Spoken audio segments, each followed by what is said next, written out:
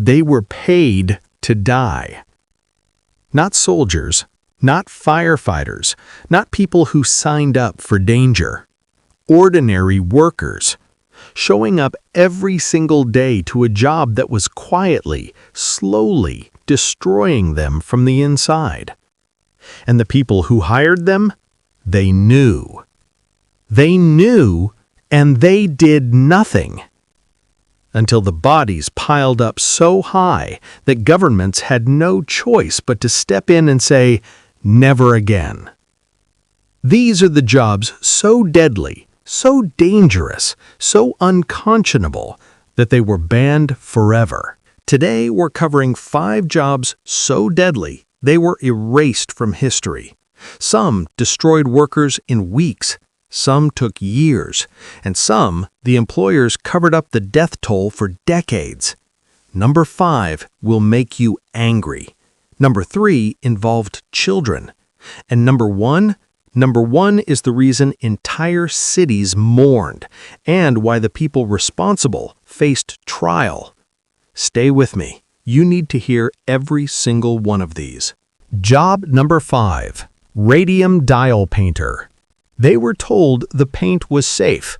They were told to lick the brushes. They were lied to. Job number 5, the Radium Dial Painter. It's the 1910s and 1920s. World War I has just ended. Watch factories across America are booming. They need workers to paint glowing dials on military watches and clocks. The paint? Radium-based, radioactive. The workers? Mostly young women, some as young as 15. Management told them the radium was completely harmless. They were even instructed to sharpen their brushes with their lips. Lip, brush, dip, paint. Lip, brush, dip, paint every single day. The radium was destroying them from the inside. Their bones were literally dissolving. Teeth fell out, jaws collapsed, holes formed in skulls. Some women glowed in the dark, their bones so saturated with radium that they were radioactive themselves. And still, management said nothing. Amelia Maggia was one of the first to die. She was 24 years old. Her jaw had to be removed. Her entire skeleton was riddled with radiation damage. Doctors couldn't explain it. The company blamed syphilis to destroy her reputation. She died, the company kept painting. Dozens of young women died. Hundreds more were permanently disabled. The company knew for years. The Radium Girls eventually sued, and they won. But that legal battle? That's nothing compared to what job number 4 did to the human body. Job number 4, the chimney sweep. Imagine sending a 6-year-old up a burning chimney, alone, in the dark, too small to refuse. Job number 4, the chimney sweep. This is 18th and 19th century Britain. Every home burns coal. Every chimney fills with soot. Someone has to go inside and scrape it clean. The chimneys are narrow, sometimes just 9 inches wide, so they hired children, small ones, orphans mostly, some as young as 4 years old. These children were forced up hot, narrow chimneys with their bare hands and feet. They suffocated on soot. They got stuck. They fell. Soot collected in their lungs, their eyes, their skin. They developed a disease called chimney sweeps cancer, scrotal cancer, from constant soot exposure. It was the first occupational cancer ever identified in medical history. Masters would light fires beneath stuck children to make them climb faster. To make them climb faster. Some never came back down. A boy named Thomas, no last name recorded, just Thomas, was found dead inside a chimney in London in 1813. He was 8 years old. He had suffocated when he got stuck and couldn't move in either direction. His master had sent him up anyway, knowing the risk. Thousands of children died over 2 centuries. Britain didn't fully ban the practice until 1875. Child labor, radioactive paint, horrifying.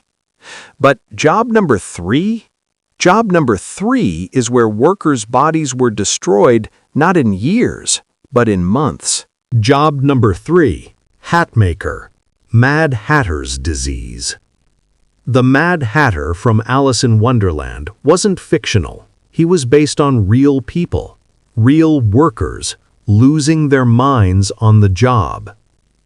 Job number 3, the Hatmaker. 18th and 19th century Europe and America. The hat industry is massive. Felt hats require a process called kerating, treating animal fur with mercury nitrate. It makes the fur softer, easier to work with. Hat makers worked with this mercury solution every single day, in small, poorly ventilated workshops, breathing in mercury vapor for 8 to 12 hours a day. Mercury poisoning destroys the nervous system. It starts with tremors, uncontrollable shaking in the hands. Then the personality changes, mood swings, paranoia, aggression. Then the hallucinations begin. Then the memory goes. Workers became erratic, unstable, terrifying to be around. They lost their teeth, their hair, their ability to walk straight. They lost their minds. And the entire time, they kept showing up to work because they needed the money. Danbury, Connecticut was the hat-making capital of America. By the late 1800s, the condition was so common there, it was called Danbury shakes. Workers' hands trembled so violently they couldn't hold a cup, couldn't dress themselves, couldn't recognize their own families. One worker, documented only as William H., was committed to a mental institution at age 31. His medical records listed his occupation, hatmaker. Duration of work, 6 years. Mercury hat making wasn't banned in the U.S. until 1941. By then, generations of workers had been destroyed. We're halfway through, and I need you to stay with me, because job number 2 involves a substance so dangerous, workers called it the death dust. And number 1 will leave you absolutely speechless. We're only halfway through, and the next 2 jobs? They involve a death so slow, so invisible, that workers didn't even know they were dying until it was too late to do anything about it. You need to hear this. Remember what I said at the very beginning? They were paid to die. Now you know it wasn't just a phrase, it was the literal truth. For the Radium Girls, for the chimney sweep children, for the hat makers losing their minds, for the asbestos workers breathing invisible death, for the tunnel workers buried in unmarked graves at night. Every labor protection you have today, every safety regulation, every workplace law, every OSHA standard was written in someone else's suffering, paid for by lives that didn't have to end that way. So here's my question for you. Which of these 5 stories hit you hardest? Tell me in the comments, because these people deserve to be remembered. And if you think these jobs were bad, wait until you see what's coming in the next video. See you there.